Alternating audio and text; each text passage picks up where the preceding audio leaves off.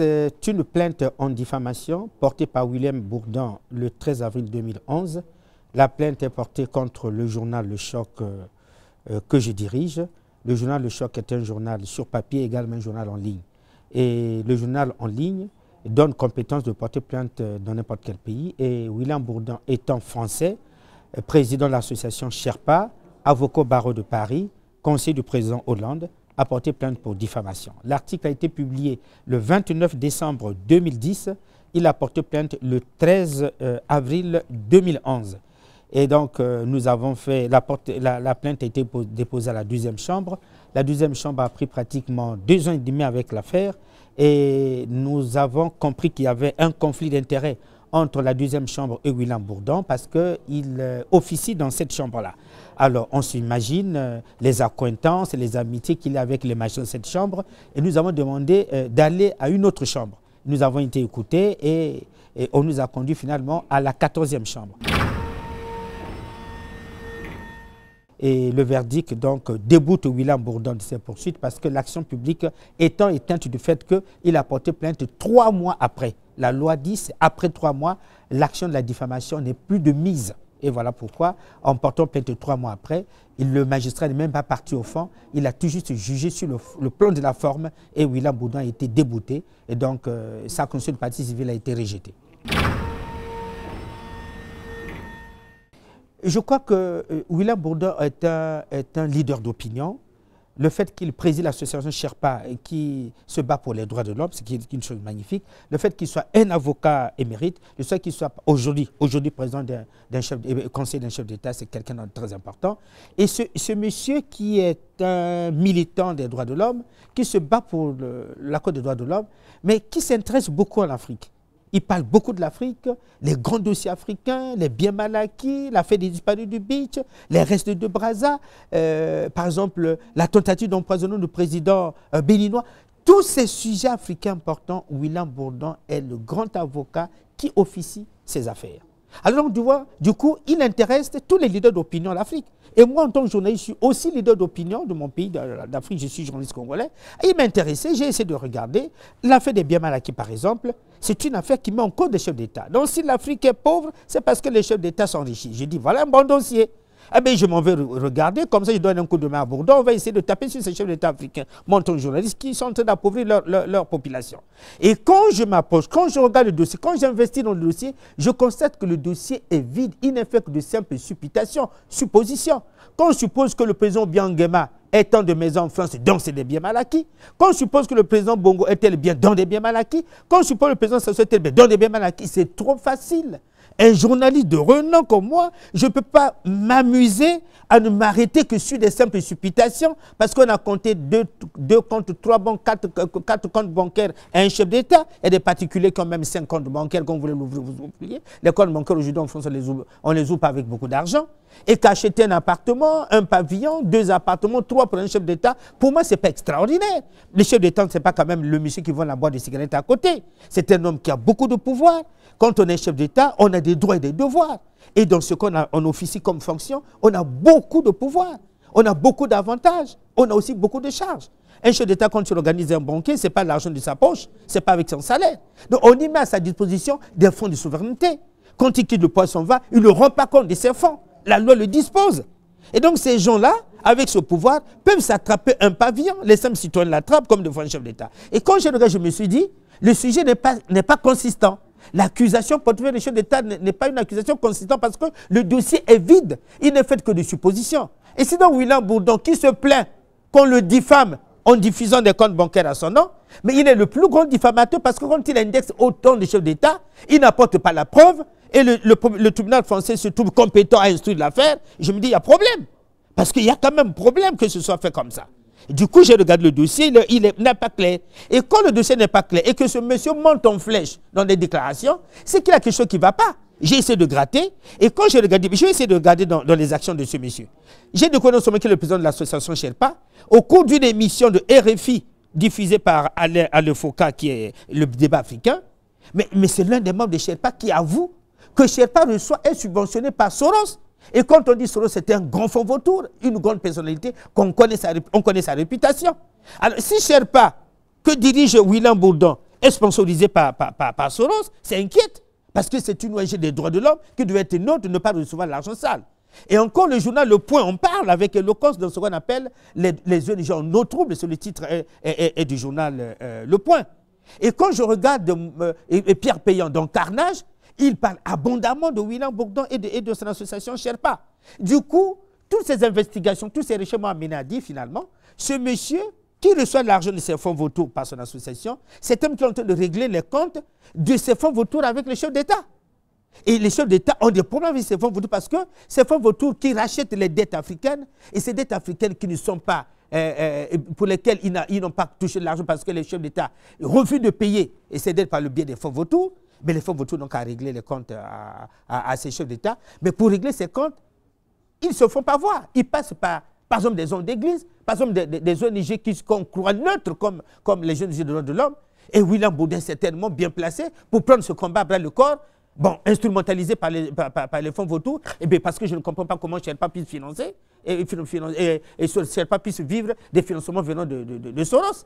C'est là, moi aussi, la connexion que je fais entre Sherpa et Soros, qui est un fonds vautour. Et du coup, l'homme m'intéresse sur ce sujet-là. Et je me dis, finalement, il ne mène pas un combat qui le cache derrière les droits de l'homme, mais c'est un combat juste parce que les dossiers auxquels il fait allusion sont des dossiers suffisamment vides, surtout sur les dossiers de bien mal acquis. Tout le monde en parle, mais personne ne vous apporte la preuve irréfutable que Obiang Nguema a volé l'argent du trésor public équato-guinéen, que Sassou Nguesso aurait dilapidé l'argent du trésor public congolais, qu'Omar Bongo aurait fait la même chose. Alors, avec ces simples supputations, comment voulez-vous qu'un journaliste sérieux, lui aussi récupère les supputations, se met à épiloguer à grandes pages, à grandes lignes? Non, il faut qu'on soit sérieux, respecter notre métier, c'est que les preuves sont où? Ainsi, quand il porte plainte pour diffamation, mais lui, c'est le plus grand diffamateur. Donc, ce que je suis en train de dire, avec peut-être que demain encore, il va porter plainte pour diffamation, on ne sait jamais. Je pose une question simple. Par quel canal Sherpa reçoit l'argent de Soros? Le compte est installé en France, certainement. La France est en train de laisser l'argent de Soros rentrer sur le compte de William Bourdon, le compte de Sherpa. Mais quand un journaliste vous dit, monsieur un tel a ouvert des comptes bancaires, évidemment, il faut lui demander s'il a des preuves. Il vous donne le nom de la banque, c'est déjà la première preuve parce que la banque, il y a beaucoup de banques en Suisse. Il vous donne l'adresse de cette banque, il vous donne le RIB, il vous donne le montant versé le premier jour, il vous donne les mouvements de ce compte, y compris avec les 3 retraits par carte bancaire. Mais ce sont des éléments irréfutables. C'est ce qu'on appelle des preuves. Mais il n'a pas volé cette carte bancaire. Il n'a pas imaginé ce compte. Maintenant, quand il l'a donné, mais c'est à vous de dire que non, ce qu'il a dit est faux, en démontrant que ce que le journaliste a dit est une fausseté. William Bourdon n'a jamais démontré par document l'appui que voilà, je viens de demander à la banque de Suisse et de Costa Rica de révéler mes comptes. La banque m'a dit, je n'ai aucun compte. Le journaliste lui dit, vous avez ouvert un compte. Voilà votre banque, voilà la dette de la banque, voilà le RIB, voilà le montant versé le premier jour, voilà les mouvements de votre banque. Et en Suisse, voilà le RIB, voilà l'adresse, voilà les différents montants qui alimentent votre banque, votre compte, et voilà les différents mouvements. Mais c'est à vous de dire, non, c'est faux. Voilà, la Suisse vient de me dire que je n'ai pas, j'ai demandé à la Suisse, écoutez, est-ce que ce qu'on écrit là sur moi, c'est vrai? À la banque du Sud de dire non, c'est faux, ou c'est vrai. Il ne suffit pas de dire non, je suis diffamé. Il faut porter la preuve contradictoire, contraire de ce que le journaliste a écrit.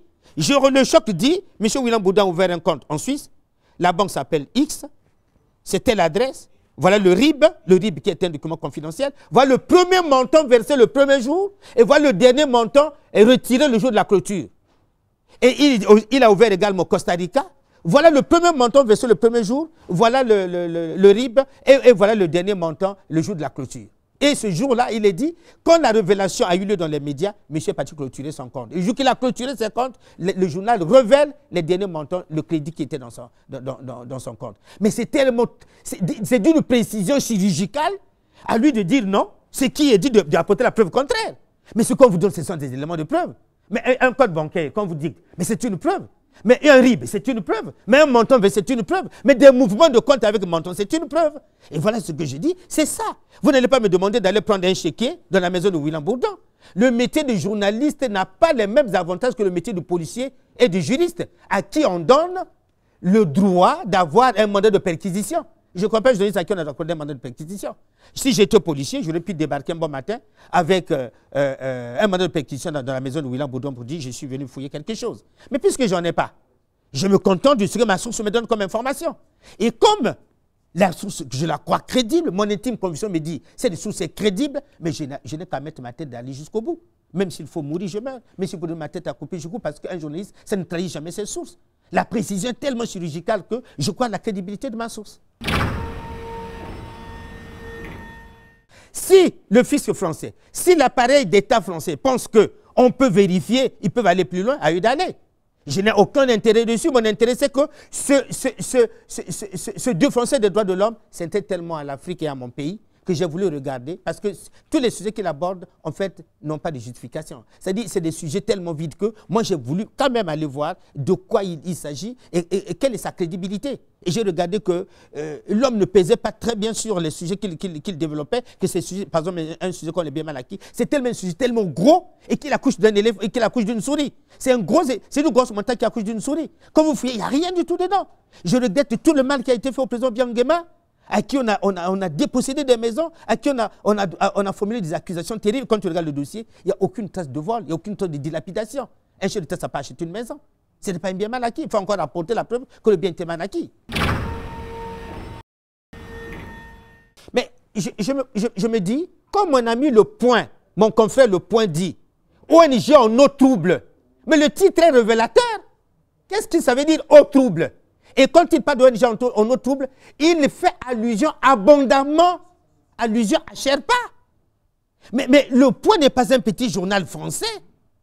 Mais quand RFI, qui est une grande radio française, dans une émission, arrive à faire parler un membre de Sherpa qui révèle qu'ils sont subventionnés par Soros.